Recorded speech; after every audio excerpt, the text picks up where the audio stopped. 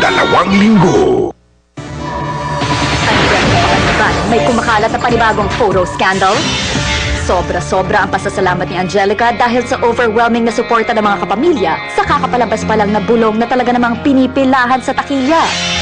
Sobra akong happy talaga. Sinasabi nga weekend pa yan manunood talaga dahil yun yung mga free days ng mga tao. Pero talaga ang daming umeffort kahapon para manguna talaga sila sa magandang balita ng bulong. Ikalat natin yan sa mga kamag-anak natin, sa mga friends natin na ang ganda-ganda ng pelikulang bulong. Pero maliban sa kanyang pelikulang bulong, isa pang bulong-bulungan tungkol kay Angelica ang pagkalat ng di umano'y panibagong photo scandal niya. Nag-leak umano ang nasabing photo sa internet at kumalat na sa iba't ibang websites. Sa nasabing photo, makikita ang isang babaeng sinasabing si Angelica habang nakababa ang bra at tila kinuhanan ng isang taong malapit o katabi niya. Hindi pa man naipakikita sa isang eksperto sa mga larawan, ay agad nang sinadya ng SNN si Angelica para hinga ng panig tungkol sa nasabing photo. May tumawag kasi sa akin dati pa, sinasabi na, oh, may kumakalat na picture mo na sabi niya, pero hindi naman ikaw. Kaya lang, may mga nakiklaim na ikaw nga, na picture ko nga daw, ganyan, tapos nagsusuot nga daw ako ng bra. Pinuntahan ko yung site na yun. Kahit ako na-confused, pero alam ko yung katawan, hindi ako yun. Pero natinitignan ko yung mukha. Sabi ko, grabe, kamukha ko naman to. Kasi pinakita ko din kay Derek. Sinasabi nga ni Derek, hindi ikaw yan. Hindi po ako yun. At malayong-malayo po yung katawan ko doon. Sabi nga kung pwede kong ipakita ang aking katawan, gagawin ko. Kaya lang, baka mawala naman ako ng trabaho niya. May pakiusap naman si Angelica sa mga patuloy na nagpapakalat ng nasabing larawan. Hindi ko naman yan papatulan eh. Sa yung sa akin lang, sana tumigil na. Sana sa mga taong nagkakalat nito, mapababae ka man o lalaki, sana magkaroon ka naman ng konting hiya. At isipin mo na lang kung meron ka mang kapatid na babae o nanay ka, tapos ganito yung ginagawa mo. Hindi nakakatuwa.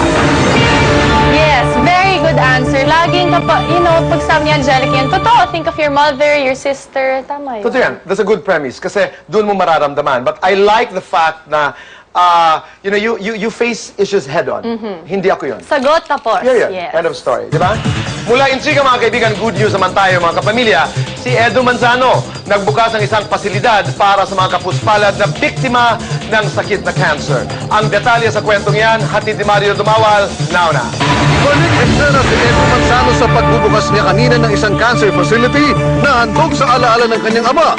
Tinaon ni Edo ang okasyon sa Chinese New Year at pisperas ng World Cancer Day. Kasama ang kanyang pamilya at mga kaibigan sa showbiz at media. Hindi mawawala siyempre ang anak niyang si Luis. 4 na buwang tahimik na ipinagawa ni Edo Manzano ang Eden Manzano Cancer Wing dito sa Philippine Children's Medical Center sa Quezon City. Ito na ang katuparan ng kanyang pangarap na mag-iwan ng pamana para sa mga kapuspalad nating kababayan. I'm sure Lolo is looking down on us right now and he's saying, what a nice smile. What a very nice smile. And he's saying na, finally, meron silang ginawang tama. After all those years.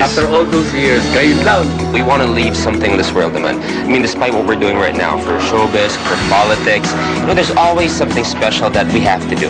Even without this, I'm extra proud of my dad. So much more with this way. Matamis din ang alaala ni Edo kung paano itinaguyod ng kanyang ama ang mga ulila at kapuspalad na kabataan sa California nung buhay pa ito. Naging konsepto dito is yung mga pamilyang may kaya, dadalhin ko ng mga bata dito for treatment, for evaluation, for diagnosis, whatever. At yung perang kikitain, yung po aming gagastusin para i-treat naman yung mga indigent o yung mga walang sapat na kakayahan. Natuloy naman sa biruan ang suporta ni Luis para sa ama. So I would love to visit, see how things are going, and definitely makita yung mga tao na tutulungan talaga. Paano yung paglalabas ng pera kung kailangan? Hindi po natin naaamin, pero ang daddy ko ay sabihin na lang natin umutang sa akin para dito sa gift ko na lang sa kanya bilang ama. Bilang ama, paano napakabait ito aking anak. Paano mo tatanggihan ang iyong ama? Diba? I'm here to support you. Pagkamat wala naman na bulsa, importante, punong-puno ang puso. At ang alak na puno ang bulsa. Yeah.